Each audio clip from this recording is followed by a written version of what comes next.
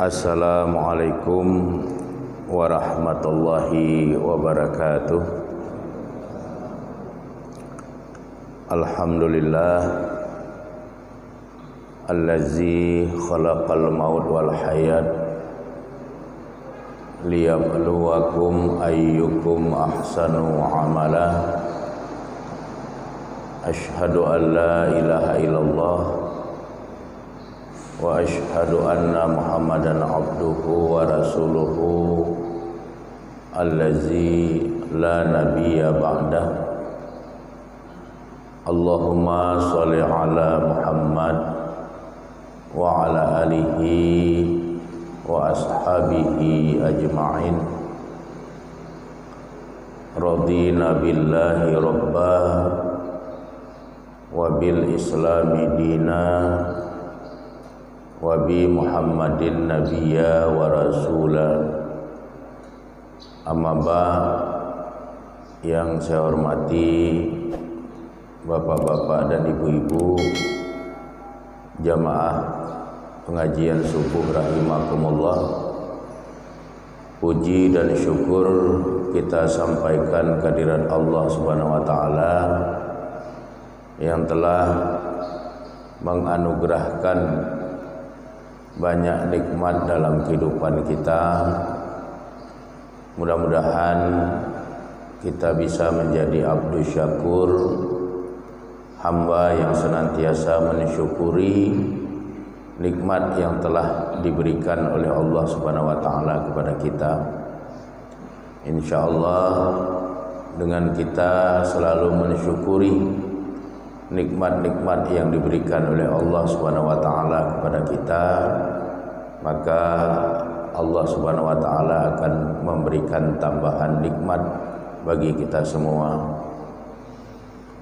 Selanjutnya selawat beriring salam tidak henti-hentinya kita mohonkan kepada Allah Subhanahu wa taala agar tercurahkan kepada rasulnya Nabi Muhammad sallallahu alaihi wasallam beserta keluarga, para sahabat dan semua pengikut beliau yang setia hingga tegaknya hari berbangkit kelak.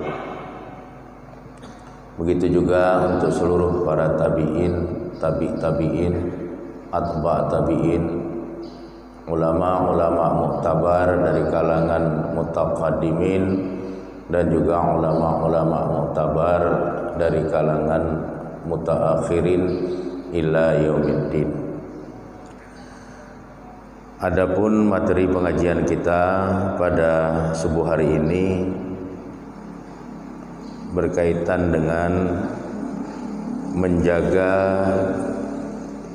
keseimbangan hidup dan menundukkan hawa nafsu.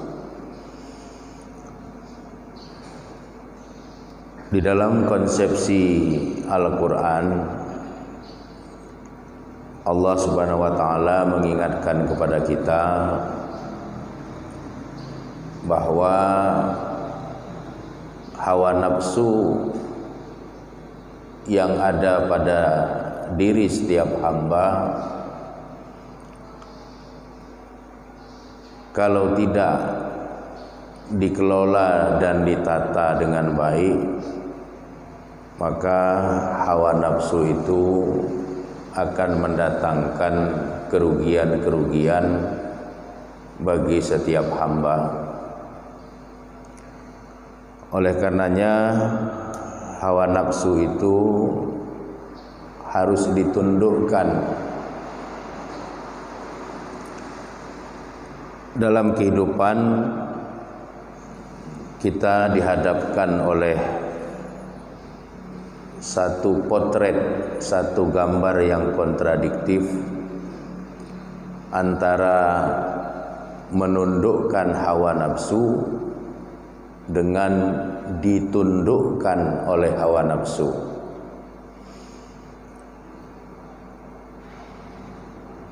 Dengan kajian berkaitan dengan menjaga keseimbangan hidup dan menundukkan hawa nafsu ini, diharapkan kita menjadi hamba-hambanya yang bisa menundukkan hawa nafsu tidak ditundukkan oleh hawa nafsu. Di dalam Al-Quran,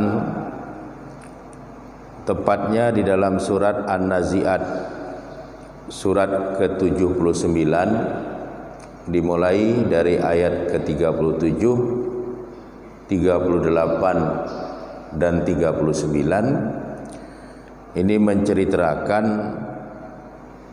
tentang keadaan orang-orang yang hidupnya melampaui batas karena hidupnya dikelola oleh hawa nafsunya.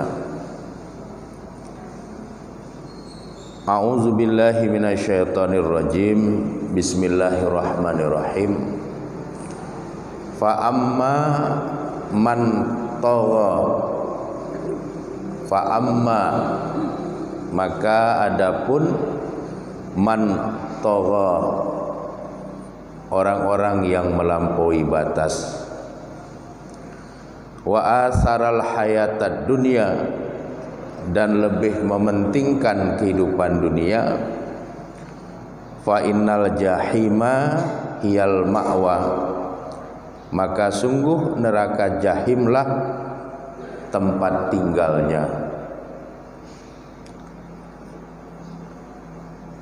Jadi surat An-Nazi'at ayat 37 sampai dengan ayat 39 ini menceritakan tentang orang-orang yang melampaui batas. Orang-orang yang melampaui batas itu adalah orang-orang yang hidupnya dikendalikan oleh hawa nafsunya. Di dalam beberapa kitab tafsir mu'tabar, seperti di dalam kitab tafsir At-Tabari, kata tagha itu diartikan dengan asa, yaitu perbuatan maksiat. Di dalam kitab tafsir Al-Quranul Azim yang ditulis oleh Imam Abul Fida Ismail bin Katsir, kata tagha itu diartikan tamarrada wasatta. Tagha itu artinya membangkang dan melampaui batas. Imam Al-Baghawi di dalam kitab tafsirnya mengatakan bahwa tagha itu adalah tajawazal had wal ma'asi, yaitu melampaui batas ketentuan dan terus-menerus hidup di dalam kemaksiatan. Sehingga kalau kita tafsiri surat An-Nazi'at ayat ke-37 ini, maka maksudnya adalah adapun orang-orang yang melampaui batas terhadap ketentuan-ketentuan yang telah ditetapkan oleh Allah Subhanahu wa taala dan terhadap orang-orang yang membangkang terhadap orang-orang yang bermaksiat, maka mereka ini nanti akan masuk ke dalam neraka jahim. Jadi orang-orang yang melampaui batas di dalam Al-Quran banyak sekali disebutkan. Figur besarnya seperti Fir'aun, seperti Namrud. Figur masyarakatnya seperti kaum Ad, kaum Samud, kaum Lut, kaum Nuh, dan sebagainya.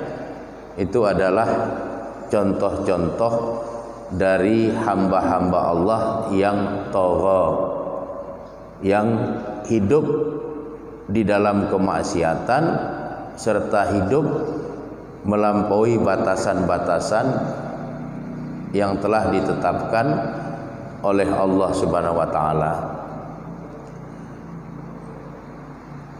Ada sikap yang paralel antara hidup melampaui batas dengan hidup mementingkan duniawiyah tanpa sama sekali memperhatikan bagaimana nasibnya nanti dalam kehidupan di alam akhirat. Sehingga di dalam ayat ke-38 Allah menyebutkan wa asarul hayatad dunya. Orang-orang yang melampaui batas itu dia lebih mementingkan kehidupan dunia. Kata Imam Ibnu Jarir, yang dimaksud dengan wa asarul hayatad dunya itu adalah orang-orang yang hidupnya hanya semata-mata untuk mengejar dunia. Sedikit pun dia tidak berbuat untuk akhiratnya.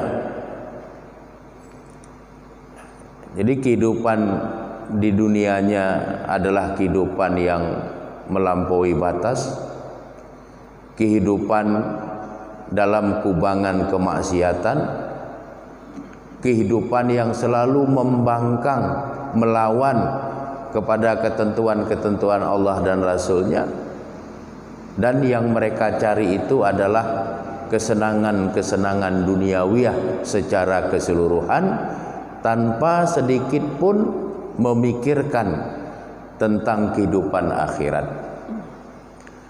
Bagi hamba-hamba Allah yang seperti itu, jelas bahwa nafsulah yang mengendalikan dirinya. Pada saat seorang hamba dikendalikan oleh hawa nafsu, maka itu sebagai pertanda dia berada dalam keadaan yang lemah imannya, atau dia berada dalam keadaan yang memang tidak beriman sama sekali. Sehingga bagi orang-orang yang melampaui batas dan jalan hidupnya murni semata-mata untuk mencari kesenangan dunia tanpa terpikirkan sedikit pun tentang kehidupan akhirat, fa innal jahima, maka sesungguhnya al-jahim, yaitu neraka jahim, hiyal ma'wa, sebagai tempat kembalinya. Imam Al-Baghawi mengatakan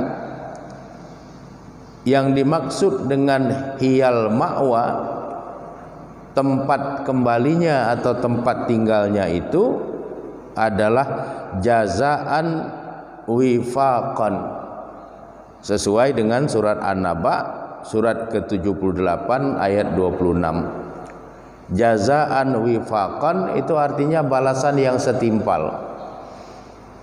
Kenapa mereka nanti masuk ke dalam neraka jahim? Kenapa mereka nanti bertempat tinggal di dalam neraka jahim itu? Karena pada waktu mereka hidup di dunia, mereka togho, mereka melampaui batas. Mereka terus hidup di dalam kemaksiatan. Mereka terus membangkang, melawan kepada ketentuan-ketentuan Allah dan Rasul-Nya. Mereka hidup semata-mata untuk mencari kesenangan dunia, tidak sedikit pun memikirkan ibadah, tidak sedikit pun memikirkan perbuatan-perbuatan baik, tidak sedikit pun memikirkan bahwa akan ada pertanggungjawaban akhirat atau eskatologi. Dampak daripada itu, maka mereka akan dimasukkan ke dalam al-jahim. Ya, al-jahim itu adalah neraka jahim, neraka yang apinya sangat menyala-nyala. Dan neraka jahim itu adalah hiyal ma'wa, tempat tinggalnya. Sehingga antara tempat tinggalnya di akhirat dengan perbuatan-perbuatan buruk dan melampaui batas yang pernah dia lakukan dalam alam dunia ini menjadi seimbang. Cocoklah kalau neraka jahanam itu untuk tempat tinggalnya. Sehingga di dalam surat An-Naba ayat 26 ini disebut dengan istilah jazaan wifaqan. Allah selalu memberikan balasan yang setimpal. Kalau hidupnya di dunia melampaui batas dan penuh dengan kemaksiatan, tidak ada amal ibadah, tidak ada kebaikan, maka setimpalah kalau dia kemudian nanti dalam kehidupan di alam akhirat dimasukkan ke dalam neraka jahim, yaitu neraka yang apinya tidak pernah padam, yang apinya abadi untuk terus menyala-nyala membakar bagi setiap penghuninya. Baru kemudian Allah Subhanahu wa taala di dalam surat An-Nazi'at surat ke-79 di ayat yang ke-40 sampai ayat yang ke-41 menyebutkan kondisi kebalikan dari kondisi hamba-hamba Allah yang tagha tadi. Wa amma man khafa maqama rabbih, dan adapun bagi orang-orang yang takut kepada kemahabesaran Rabb-nya, wa nahan nafsa anil hawa, dan mencegah, melarang, menahan dirinya dari hawa nafsunya, fa innal jannata hiyal ma'wa, maka sesungguhnya surgalah tempat tinggalnya. Nah, jadi ayat yang ke-40 sampai ayat yang ke-41 dari surat An-Nazi'at ini berbanding terbalik dengan ayat ke-37 sampai dengan ayat ke-39. Artinya ada potret kontradiktif antara orang yang menundukkan hawa nafsunya dengan orang yang ditundukkan oleh hawa nafsunya.